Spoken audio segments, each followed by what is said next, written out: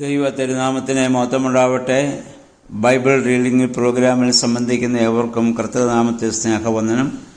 ഉൽപ്പത്തി പുസ്തകം 35 അധ്യായമാണ് നമ്മളിന്ന് വായിച്ച് ധ്യാനിക്കുന്നത്. 34 അധ്യായത്തിൽ യാക്കോബ് ബേഥേലിൽ പോകുന്നതിന് പകരം ശേഖേമിൽ പോയി താമസമായി. അവിടെ വെച്ച് തൻ്റെ മകൾ ബലാത്സംഗം ചെയ്യപ്പെട്ടു. അതിൻ്റെ പരിണിതഫലമായി തൻ്റെ മക്കൾ ആ രാജാവിനെയും രാജകുമാരനെയും ഒക്കെ വധിക്കുന്നതും ഒക്കെ നമ്മൾ കണ്ടു. അപ്പം അവിടെ നിന്ന് യാക്കോബിന് മനസ്സിലായി ഇനി അവിടെ താമസിക്കാൻ അത് ശരിയാവില്ല.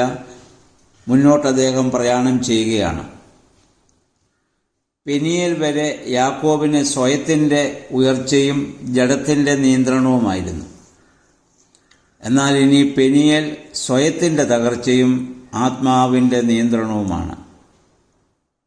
നമ്മുടെ ജീവിതവും യാക്കോബിൻ്റെ ജീവിതവും തമ്മിൽ നമ്മൾ താരതമ്യം ചെയ്ത് നമ്മൾ ചിന്തിക്കേണ്ടതാണ്. ഇപ്പോൾ നമ്മൾ ജീവിക്കുന്നത് ഏതവസ്ഥയിലാണ്? ജഡത്തിൻ്റെ നിയന്ത്രണത്തിലാണോ അതോ ആത്മാവിൻ്റെ നിയന്ത്രണത്തിലാണോ? പെനിയേൽ വെച്ച് ദൈവത്തെ കണ്ടുമുട്ടിയപ്പോൾ മുതൽ യാക്കോബ് ഒരു പുതിയ മനുഷ്യനായി മാറ്റപ്പെടുന്നു. പുതിയ മനുഷ്യനായി മാറ്റപ്പെട്ട് കഴിഞ്ഞാൽ പിന്നെ പഴയ സ്വഭാവത്തിലേക്ക് പോകുവാൻ നമുക്ക് അവകാശമില്ല. അതുകൊണ്ട് ദൈവം യാക്കോബിനെ ബേഥേലിലേക്ക് പറഞ്ഞു വിടുകയാണ്. അവിടെ നിന്ന് നമുക്കറിയാം, 2-ാം വാക്യം യാക്കോബ് തൻ്റെ ഭവനത്തിൽ നിന്ന് അവരോട് പറയുന്നു അന്യദൈവങ്ങളെയൊക്കെ നീക്കം ചെയ്യാൻ. ലാബാന്റെ ഭവനത്തിൽ വെച്ച് ബിംബങ്ങളെ ആരാധിക്കുന്ന ഒരു ഭവനത്തിലായിരുന്നു 20 വർഷം യാക്കോബ് താമസിച്ചത്. അതിനുശേഷം ശേഖേം എന്ന് പറയുന്ന ആ സ്ഥലത്ത് വന്നപ്പോൾ അവിടെയും അന്യദൈവങ്ങളെ ആരാധിക്കുന്നവരാണ്.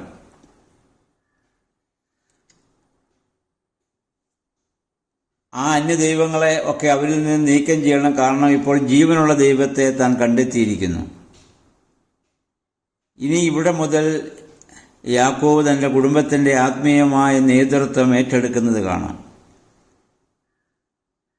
നമ്മൾ പലപ്പോഴും ഈ ഭൂമിയിൽ 6 ദിവസം അന്യദൈവങ്ങളെ ആരാധിച്ചും ഈ ഭൂമിയിൽ ജീവിച്ചിട്ട് 7-ാം ദിവസം സത്യദൈവത്തെ ആരാധിക്കുവാൻ ദേവാലയങ്ങളിലേക്ക് നമ്മൾ വരികയും ചെയ്യുന്നു. അന്യദൈവങ്ങളെ ആരാധിക്കുക എന്ന് പറഞ്ഞാൽ ഭൗതികമായതിനൊക്കെ ദൈവത്തേക്കാൾ കൂടുതൽ പ്രാധാന്യം കൊടുത്ത് സ്നേഹിക്കുകയും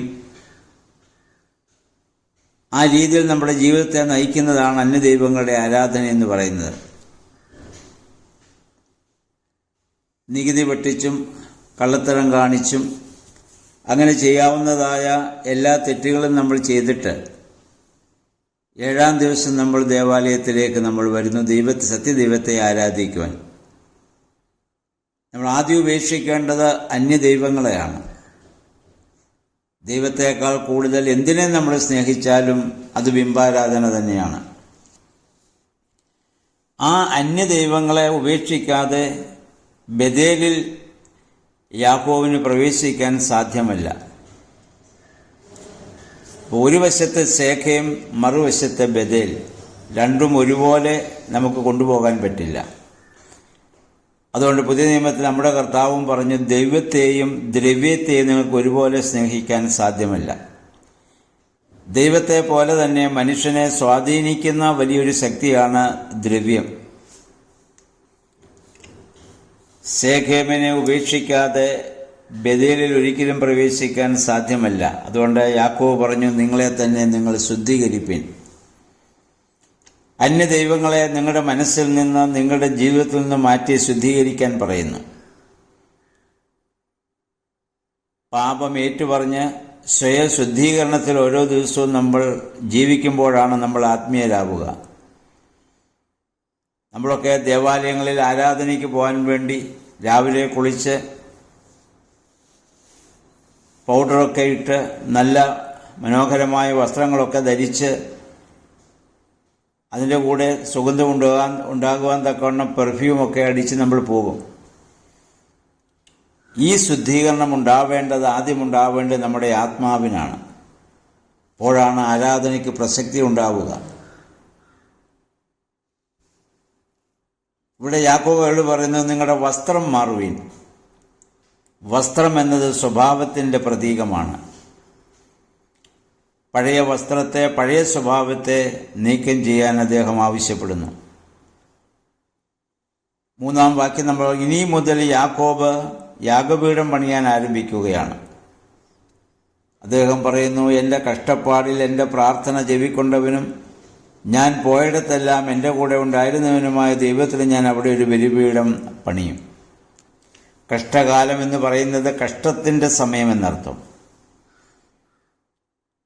ഇതിനു മുൻപ് വീട്ടിൽ നിന്ന് പോന്ന 40 കിലോമീറ്റർ ഒറ്റ ദിവസം ഓടി വന്നെത്തിയ സ്ഥലമാണ് ലൂസ് അഥവാ ബഥേൽ എന്ന് പറയുന്ന സ്ഥലം.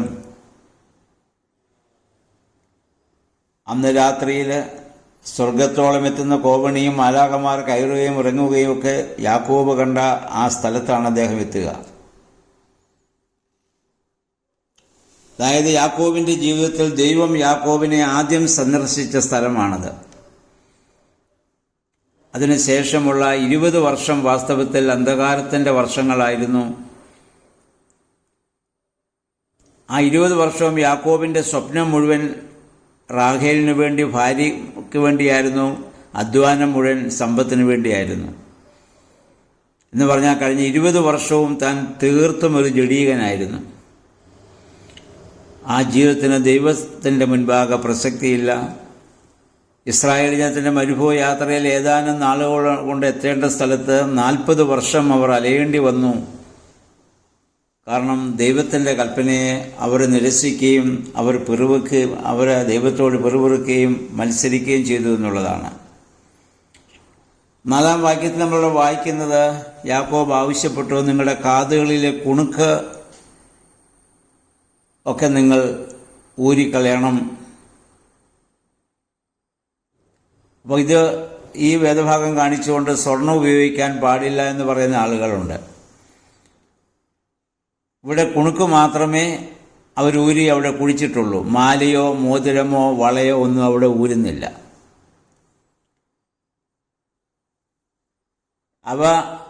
അവരവിടെ കുഴിച്ചിടുകയാണ് ചെയ്തത്, അല്ലാതെ വിറ്റ് കാശാക്കുകയല്ല, അത് സൂക്ഷിച്ചു വെച്ചതുമില്ല. കാരണം എന്താണെന്ന് ചോദിച്ചാൽ, കുണുക്ക് അക്കാലത്ത് പലരും അന്ധവിശ്വാസത്തിൻ്റെ പ്രതീകമായി ഗ്രഹനിലയിൽ കണക്കാക്കി അന്യദൈവങ്ങളെ അതിൽ ആവഹിച്ച് മന്ത്രവാദമൊക്കെ നടത്തി ധരിക്കിയ പതിവായിരുന്നു. അതാണ് ഊരാൻ യാക്കോബ് പറഞ്ഞത്. ആ ദൈവങ്ങളുടെ സ്ഥലത്ത് തന്നെ അതിനെ അവിടെ കുഴിച്ചിടുകയാണ്. ബഥേലിൽ സത്യദൈവത്തെ ആരാധിക്കുന്ന ബഥേലിൽ അന്യദൈവങ്ങളെ ആവഹിച്ച് ആഭരണങ്ങളുമായി പോകാൻ സാധ്യമല്ല. ആഭരണങ്ങൾ ഉപയോഗിച്ചതുകൊണ്ട് ഒരുവൻ ആത്മീയമായ നാശമോ ആത്മീയമായ വർധനവോ ഒന്നും ഉണ്ടാവില്ല. പക്ഷെ ഇത് അന്യദൈവങ്ങളെ ആവഹിച്ച് അവർ ധരിച്ചിരുന്ന ഒരു സാഹചര്യം കൊണ്ടാവാം അങ്ങനെ യാക്കോബ് പറയാൻ കാരണമായത്.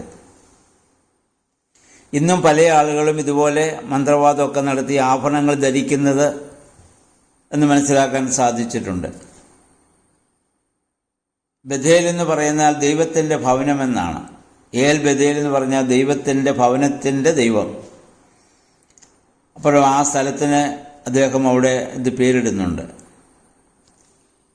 8-ാം വാക്യത്തിലേക്ക് നമ്മൾ വരുമ്പോൾ ഇവിടുന്ന് ഈ സംഭവത്തിന് വ്യത്യസ്തമായി റെബേക്കായുടെ പരിചാരികയായിരുന്ന ദെബോറ മരണമടഞ്ഞെന്നും അവളെ അവിടെ ഒരു ഓക്കുമരത്തിൻ്റെ കീഴെ അടക്കം ചെയ്തതായിട്ടും നമ്മൾ വായിക്കുന്നുണ്ട്. ദെബോറ ഇവിടെ വരാൻ കാരണം ഒരുപക്ഷെ റിബേക്ക ആ സമയത്ത് മരിച്ചിട്ടുണ്ടാവാം. ആ മരണവിവരം യാക്കോബിനെ അറിയിക്കാൻ വേണ്ടി ദെബോര വന്നതാവാം. അപ്പോൾ ആ വന്ന സ്ഥലത്ത് വെച്ച് അവൾ മരിക്കുകയും അവളെ അവിടെ സംസ്കരിക്കുകയും ചെയ്തു. ഇനി യാക്കോബ് തിരിച്ചു ചെല്ലുമ്പോൾ ഇനി ഒരിക്കലും തൻ്റെ അമ്മയായ റെബേക്കായെ കാണുവാൻ സാധിക്കുന്നില്ല. റെബേക്കയുടെ മരണം എപ്പോൾ സംഭവിച്ചു എന്നതിന് വേദപുസ്തകത്തിൽ ഒരു തെളിവും നമുക്ക് ലഭിക്കുന്നുമില്ല. അവിടെ രാത്രി ദെബോര മരിക്കുകയും ഇവിടെ അടക്കപ്പെടുകയും ചെയ്യുന്നുണ്ട്.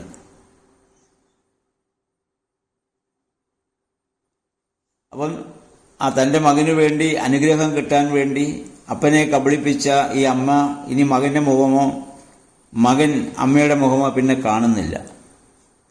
നമ്മൾ ഓരോ കാര്യങ്ങളും ചെയ്യുമ്പോൾ ഇത് നമ്മുടെ ഓർമ്മയിലിരിക്കട്ടെ. നീതിയല്ലാത്ത, സത്യമല്ലാത്ത കാര്യങ്ങളൊക്കെ നമ്മൾ ചെയ്യുമ്പോൾ അതിൻ്റെ പരിണിതഫലം പിന്നെ നമ്മൾ അനുഭവിക്കേണ്ടി വരുന്നു. ദൈവത്തിൽ നിന്ന് ഒരു വ്യക്തി അകലുമ്പോൾ ഉണ്ടാകുന്ന പരിണിതഫലം നമുക്കിവിടെ മനസ്സിലാക്കാൻ പറ്റും. അപ്പോൾ അവിടെ ആ ബഥേലിൽ പണ്ട് ദൈവം യാക്കോബിനെ കണ്ടുമുട്ടിയ അതേ സ്ഥലത്ത് തന്നെ ദൈവം വീണ്ടും ഇവിടെ ബഥേലിൽ വെച്ച് യാക്കോബിനെ ഇവിടെ സന്ദർശിക്കുകയാണ്. എന്നിട്ട് അവനോട് നിന്റെ അപ്പൻ കൊടുത്ത ആ വാഗ്ദത്തമൊക്കെ ഞാൻ നിനക്ക് തരുമെന്ന് പറഞ്ഞ് അവിടെ അനുഗ്രഹിക്കുന്നുണ്ട്. 13 മുതൽ 15 വരെയുള്ള വാക്യങ്ങളിൽ ദൈവം അവനോട് സംസാരിച്ച ശേഷം അവിടെ നിന്ന് പോയി അവൻ അതിൻ്റെ ഓർമ്മയ്ക്കായി യാക്കോബ് ഒരു കല്ലെടുത്ത് അവിടെ സ്തംഭം ആയിട്ട് അവിടെ ഉയർത്തുന്നു. അതിന്മേൽ പാനീയ ബലി അർപ്പിച്ചു എണ്ണ പകർന്നുവെന്നാണ്.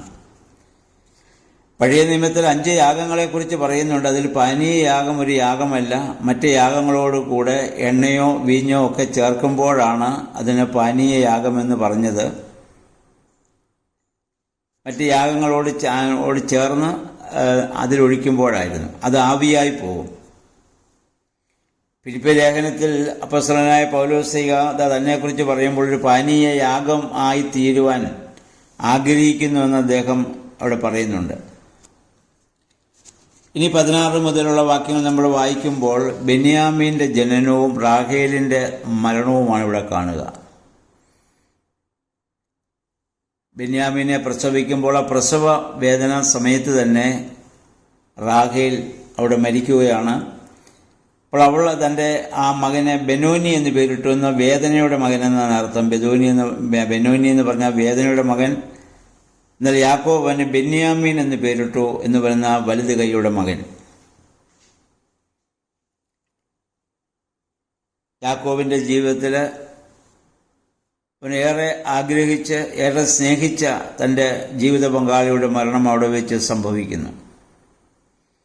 അതിൻ്റെ ഓർമ്മയ്ക്കായി അദ്ദേഹം കല്ലറയിൽ ഒരു കാൽ അവിടെ നാട്ടുന്നതായി നമ്മൾ കാണുന്നുണ്ട്. ഇനി 22 മുതലുള്ള വാക്യങ്ങളിലേക്ക് നമ്മൾ വരുമ്പോൾ അതിൻ്റെ അവസാന ഭാഗം വരുമ്പോൾ രൂബേൻ്റെ പാപമാണ് കാണുന്നത്. യാക്കോബിൻ്റെ മക്കളിൽ ഏറ്റവും മൂത്തയാളാണല്ലോ രൂബേൻ, ലേയിൽ ജനിച്ച ആദ്യപുത്രൻ. അപ്പൻ്റെ വെപ്പാട്ടിയായിരുന്ന ബിൽഹായോടുകൂടെ അവൻ സഹിച്ചതോടുകൂടി അവൻ ഒരു വലിയ പാപം ചെയ്തു. അതിൻ്റെ പരിണതഫലം പിന്നെ മുന്നോട്ട് ചെല്ലുമ്പോൾ രൂബേൻ്റെ ജീവിതത്തിലുണ്ടാകുന്നതായി നമുക്ക് കാണാനും മോശ രൂബേന് വേണ്ടി പിന്നെ പ്രാർത്ഥിക്കുന്നതൊക്കെ നമുക്ക് ഇനി മുന്നോട്ട് ചെല്ലുമ്പോൾ നമുക്ക് കാണാൻ പറ്റും. 23 മുതൽ 26 വരെയുള്ള വാക്യങ്ങൾ ഇസ്രായേൽ മക്കളുടെ പേരുകളാണ് ഇവിടെ പറയുന്നത്. 29 വാക്യം വരുമ്പോൾ ഇസഹാക്കിൻ്റെ മരണത്തെക്കുറിച്ച് നമ്മൾ വായിക്കുന്നു. ആ സമയത്ത് യാക്കോബും ഏശാവും ചെന്ന് അവിടെ വൃദ്ധനായ അപ്പനെ അവിടെ സംസ്കരിക്കുന്നു. അദ്ദേഹത്തിൻ്റെ ആയുസ് 180 വർഷമായിരുന്നു എന്ന് നമ്മൾ കാണുന്നു. ആ സമയത്ത് റിബേക്ക ഇല്ല. റിബേക്ക അതിനു മുമ്പ് മരിച്ചു. അതുകൊണ്ടാണിപ്പം ഇവിടെ റിബേക്കയുടെ കാര്യം ഇവിടെ പറയാത്തത്. എന്തായിരുന്നാലും യാക്കോബിൻ്റെ ജീവിതത്തിൽ ഇനിയുള്ളത് ഒരു വലിയ പ്രകാശത്തിൻ്റെ അനുഭവമാണ്. ബഥേൽ തനക്ക് യാക്കോബ് നേരത്തെ പറഞ്ഞതുപോലെ തന്നെ ആ വാക്ക് പാലിച്ചു. തൻ്റെ ജീവിതത്തിൻ്റെ കഷ്ടകാലത്ത് ദൈവം തനിക്ക് പ്രത്യക്ഷപ്പെട്ട സ്ഥലത്ത് ദൈവത്തിൻ്റെ ബലിപീഠം പണിത് അവിടെ ദൈവത്തെ ആരാധിക്കുവാൻ ദൈവം യാക്കോബിനെ അനുവദിച്ചു. അതിനു മുമ്പ് അന്ധകാരത്തിൻ്റെ ഒരുപാട് അനുഭവങ്ങളിലൂടെയൊക്കെ യാക്കോബ് കടന്നു പോകേണ്ടി വന്നെങ്കിലും ഉദ്ദേശപ്രകാരം ദൈവം യാക്കോബിനെ വഴി നടത്തി നമുക്ക് കാണാൻ സാധിക്കും. നമ്മുടെ ജീവിതവും യാക്കോബിൻ്റെ ജീവിതവുമായി ഒക്കെ വളരെ താരതമ്യമുണ്ടല്ലോ. അന്ധകാരത്തിൻ്റെ നാളുകളിലൂടെ അന്ധകാരത്തിൻ്റെ അനുഭവങ്ങളിലൂടെയൊക്കെ നമ്മൾ കടന്നു പോയാലും വീണ്ടും പ്രകാശത്തിൻ്റെ അനുഭവത്തിലേക്ക് കടന്നു വരുവാൻ ദൈവം നമ്മളെക്കുറിച്ച് ആഗ്രഹിക്കുന്നു. ആ ശേഖേമിൻ്റെ അനുഭവത്തിൽ നിന്ന് ബഥേലിൻ്റെ അനുഭവത്തിലേക്ക് നമുക്ക് പ്രവേശിക്കാൻ സാധിക്കണം. നമ്മൾ ബഥേലിൻ്റെ അനുഭവത്തിൽ തന്നെ നമ്മൾ സ്ഥാനമേറ്റ് നമ്മൾ ജീവിതം ആരംഭിച്ചവരാണ്. പക്ഷേ പലപ്പോഴും ശേഖേമിൻ്റെ അനുഭവത്തിലേക്ക് അന്യദൈവങ്ങളെ ആരാധിക്കുന്ന, മറ്റുള്ളതിൽ ദൈവത്തേക്കാൾ കൂടി മറ്റുള്ളതിനെ സ്നേഹിക്കുന്ന അനുഭവത്തിലേക്ക് നമ്മൾ കടന്നു പോകുന്നു. യാക്കോബ് പറയുന്നു, ദൈവം നമ്മോട് പറയുന്നു, നിങ്ങൾ നിങ്ങളെ തന്നെ ശുദ്ധീകരിപ്പീൻ, അതിനെല്ലാം നിങ്ങൾ അഴിച്ചു കളയുവിൻ, പുതിയ വസ്ത്രം നിങ്ങൾ ധരിക്കുവിൻ. ആ ഒരു വലിയ അനുഭവത്തോടെ ജീവിക്കുവാൻ ദൈവമേ, പരിശുദ്ധാത്മാവേ, ഞങ്ങളെ ശക്തീകരിക്കണമേ നമുക്ക് പ്രാർത്ഥിക്കാം. ദൈവം അതിന് നമ്മെ സഹായിക്കട്ടെ.